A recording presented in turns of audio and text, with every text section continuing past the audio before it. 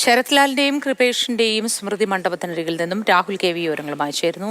രാഹുൽ, കുടുംബാംഗങ്ങളൊക്കെ പ്രതീക്ഷിക്കുന്നത് പരമാവധി ശിക്ഷ ഈ പ്രതികൾക്ക് ലഭിക്കണമെന്നാണ്. എന്തെങ്കിലും കാര്യത്തിൽ കുറ്റവിമുക്തരാക്കപ്പെടുന്നവരുണ്ടെങ്കിൽ അവർ ഇനിയും ഇത്തരത്തിൽ ആവർത്തിക്കുമെന്ന ഭീതിയോടെയും ഭയത്തോടെയും ഒക്കെ ഇവർ പറയുകയാണ്. രാഹുൽ,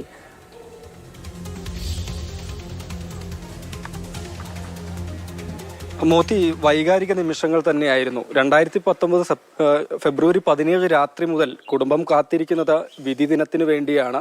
ഏതായാലും ഈ വിധിയിൽ പൂർണ്ണ തൃപ്തരല്ല ശരത് ലാലിന്റെയും കൃപേഷിന്റെയും കുടുംബം എന്നതാണ്. കാരണം 10 പ്രതികളെ വെറുതെ വിട്ടത് ഉൾക്കൊള്ളാൻ കഴിയുന്ന കാര്യമല്ല എന്നാണ് രണ്ടുപേരും കണ്ണീരോടെ അമ്മമാർ പറയുന്നത്. ശരത് ലാലിന്റെ അമ്മ ലതയും കൃപേഷിന്റെ അമ്മ ബാലമണിയും പൊട്ടിക്കരയുകയാണ് വിധി കേട്ടതിന് ശേഷം ഉണ്ടായതെന്ന് കൂടിയാണ്. അതിനുശേഷം അവർ സ്മൃതി മണ്ഡപത്തിലെത്തി പുഷ്പാർച്ചന നടത്തുകയും ചെയ്തു.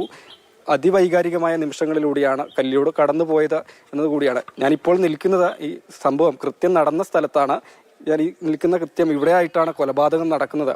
അതായത് ശരത് ലാലിന്റെ മൃതദേഹം കണ്ടെത്തുന്നതും ഇവിടെ വെച്ച് തന്നെയാണ്. ഇതിന്റെ തൊട്ട് മുൻപിലായൊരു മതിലുണ്ട്. ആ മതിലിന്റെ പുറകിൽ ഒളിച്ചു നിന്ന സംഘമാണ് രാത്രി 7:45 വന്ന് രണ്ടുപേരെയും വെട്ടിക്കൊലപ്പെടുത്തുന്നത്. കൃപേഷിന്റെ മൃതദേഹം ഇവിടെ നിന്ന് ഏകദേശം ഒരു 50 മീറ്റർ അകലെ ഈ കാടിന് സമീപത്ത് വെച്ചായാണ് കണ്ടെത്തിയതെന്ന് കൂടിയാണ്.